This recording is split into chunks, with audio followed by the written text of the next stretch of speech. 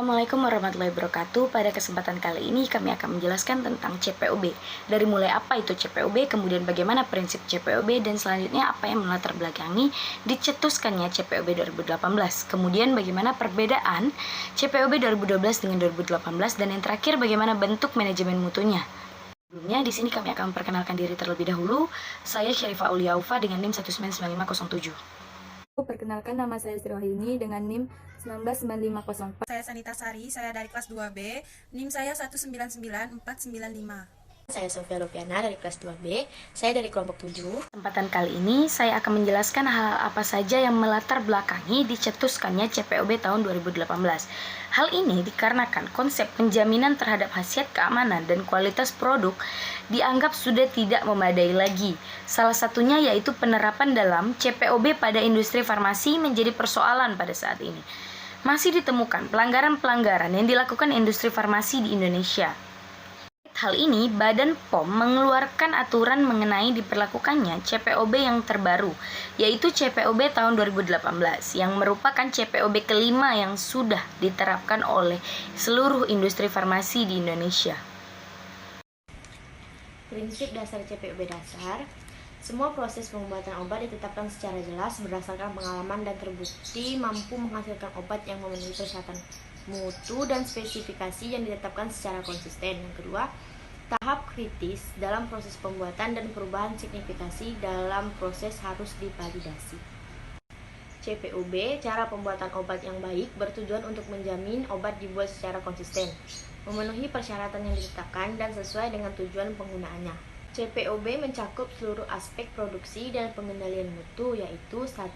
Sistem mutu industri farmasi, 2. Personalia, 3. Bangunan dan fasilitas, 4. Peralatan, 5. Produksi, 6. Cara penyimpanan dan pengiriman obat yang baik, 7. Pengawasan mutu, 8. Inspeksi diri, audit mutu dan audit, dan persetujuan pemasokan atau supplier, 9. Keluhan dan penarikan kembali produk, 10. Dokumentasi, 11.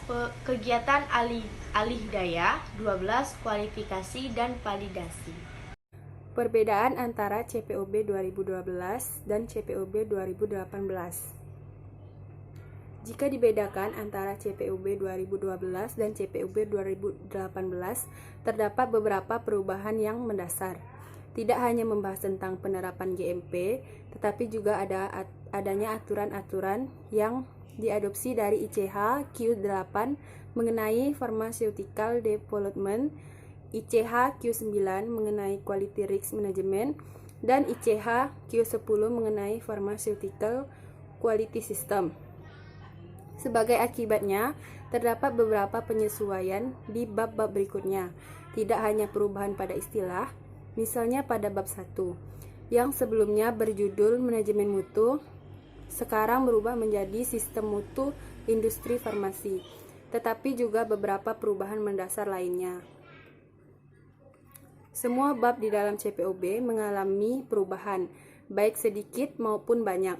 Bab-bab yang berupa antara lain sistem mutu, industri farmasi, personalia, bangunan fasilitas, peralatan, produksi, pengawasan mutu, keluhan dan penarikan produk, dan lain-lain. Manajemen mutu prinsip. Industri farmasi harus membuat obat sedemikian rupa agar sesuai dengan tujuan penggunaannya. Manajemen bertanggung jawab untuk pencapaian tujuan ini melalui suatu kebijakan mutu yang memerlukan partisipasi dan komitmen. Untuk mencapai tujuan mutu secara konsisten dan dapat diandalkan, diperlukan sistem pemastian mutu yang didesain secara menyeluruh dan diterapkan secara benar, serta menginkorporasi cara pembuatan obat yang baik, termasuk pengawasan mutu dan manajemen risiko mutu. Hal ini hendaklah didokumentasikan dan dimonitor efektivitasnya. Unsur dasar manajemen mutu adalah suatu infrastruktur atau sistem mutu yang tepat mencakup struktur organisasi, prosedur, proses, dan sumber daya. Tindakan sistematis yang diperlukan untuk mendapatkan kepastian dengan tingkat kepercayaan yang tinggi, sehingga produk atau jasa pelayanan yang dihasilkan akan selalu memenuhi persyaratan yang telah ditetapkan.